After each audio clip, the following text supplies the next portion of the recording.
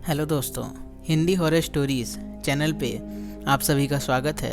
आज मैं लेके आया हूँ अपने दोस्त की भेजी हुई एक सच्ची भूतिया घटना। तो चैनल को सब्सक्राइब करिए, वीडियो को लाइक करिए और शुरू करते हैं आज की कहानी। आज की कहानी का नाम है रात की डायन। कुछ खौफनाक चीज़ें ऐसी होती हैं जिसका डर हमारे रोम रोम में समा जाता है और उसे भूलना हमारे लिए मुमकिन नहीं होता। और इसे कहा जाता है परछाई।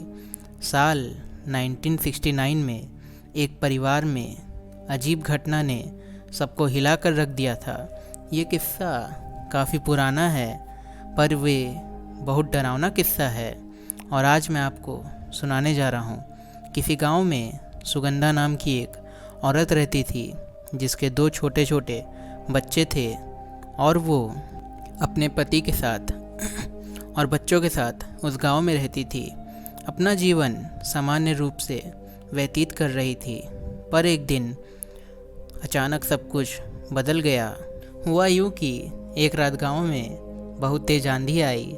आंधी इतनी तेज थी कि कई लोगों के झोपड़े उड़ गए, बड़े बड़े पेड़ टूटकर इधर उधर बिखर गए। गांव में हर व्यक्ति को हानि हुआ।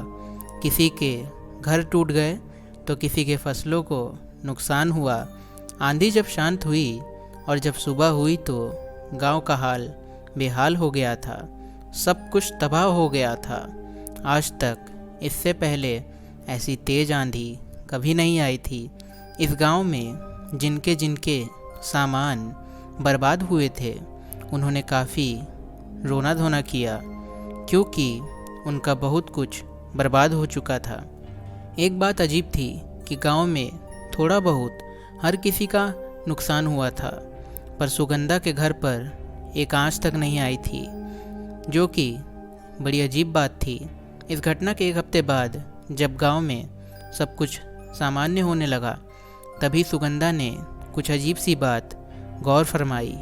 एक दिन सुगंधा तेज़ धूप में जब घर से बाहर निकली तो उसने गौर किया कि उस कड़ी धूप में उसकी परछाई नहीं बन रही थी।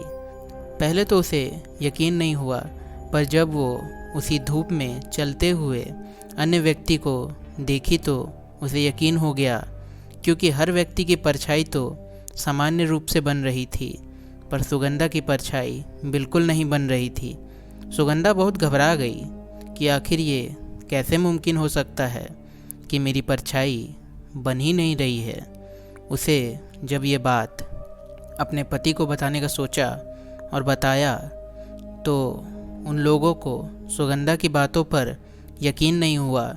पर जब सुगंधा अपने साथ धूप में ले जा के अपने पति को ये दिखाती है तो उसके होश उड़ जाते हैं।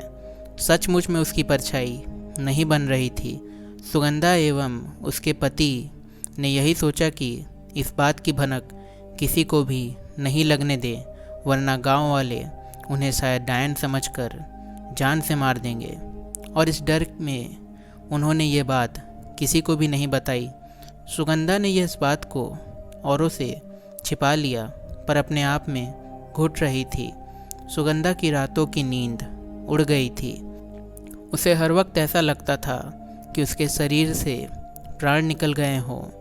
दिन में तो सुगंधा की परछाई नहीं बनती थी पर रात के अंधेरे में उसे कई सारी परछाई अपने आसपास घूमती हुई नज़र आती थी। सुगंधा को लगा कि आखिर इतनी सारी परछाई किसकी है। ये जानने के लिए वो अपने आँखों को छूने लगी।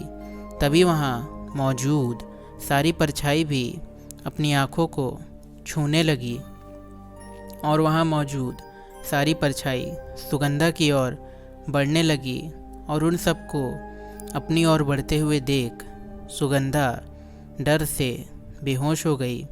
पर तभी वहाँ उसके पति आकर सुगंधा को बेहोश देखकर उसके चेहरे पे पानी के छींटे मारते हैं जिससे सुगंधा होश में आ जाती है।